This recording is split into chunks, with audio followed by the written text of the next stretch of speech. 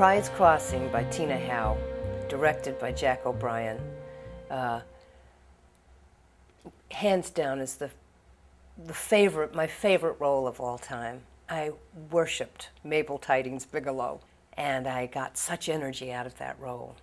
And I was surrounded by an extraordinary cast of actors who played my lovers, my family, my siblings, my grandchildren, and each person in that cast, in their own right, were leading players. And at the end of the night, I got to dive off a cliff into their arms and be thrust upward as the lights went out. And it just doesn't get any better than that. In a play like Pride's Crossing, where there was no transition scripted, Tina did not script transitions. 1 minute you were 5, the next minute you were 90. 1 minute you were 13, the next minute you were 90. And I remember hurling the script across the room when I was first reading it, thinking, how do you do this? How does anyone do this? But Jack O'Brien knew that the way you do it is turn that transition itself, which was unscripted, into a little work of art, which was by having the child playing my grandchild bring a costume piece, and I would leave the last age, meet her in this sort of neutral place. She would hand me the next piece of clothing, and whether it was turning me back into a 91-year-old or into a very beautiful 34-year-old, that was where that transition happened, but with complete connection with the child. She wasn't just a prop. She wasn't just there was this love and connection, and that was part of this beautiful set piece that Jack came up with that could then be repeated over and over again as we needed it. But those, I think if you ask anyone who saw that production, who enjoyed that production, those transitions are one of the things they remember most about the production, because it was magic.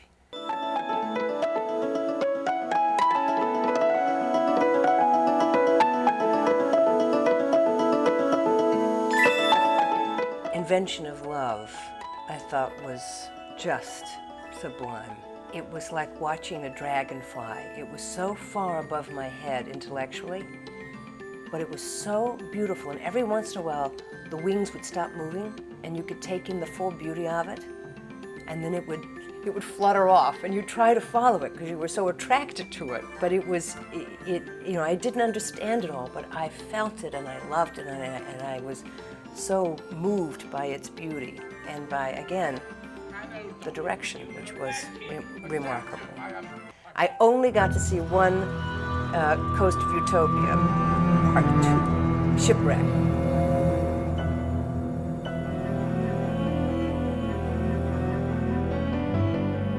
I was so jealous. I think most actors were. You saw that group, you saw that community that had been created. These people who were getting to move through these hours and hours and hours of living these characters' lives together on stage. And I was as green as I've ever been as an actor watching that remarkable cast. Some enchanted evening. I have seen South Pacific twice, and I would have seen it many, many, many more times if I could. But I'm not here right now, or I would have seen it, at least once a month since it's been running. I have to admit, I was sobbing halfway through, not even halfway through, I was already sobbing at the beginning of the overture, just reading the Michener quote up above. I knew I was in for something extraordinary, just by the way that Michener quote was set. And then to hear that orchestra and the way the orchestra is revealed, only twice, so sparingly, but each time, just when you would want that to happen if you could, to get the full sound of the orchestra.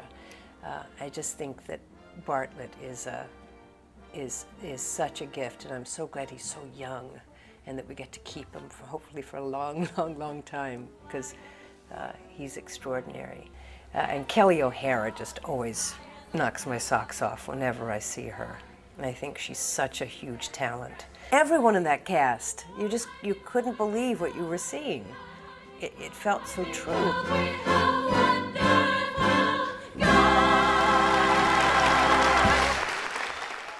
Broadway is wonderful, off-Broadway is fantastic, but when you come here, you know you're supported and you're protected in a way.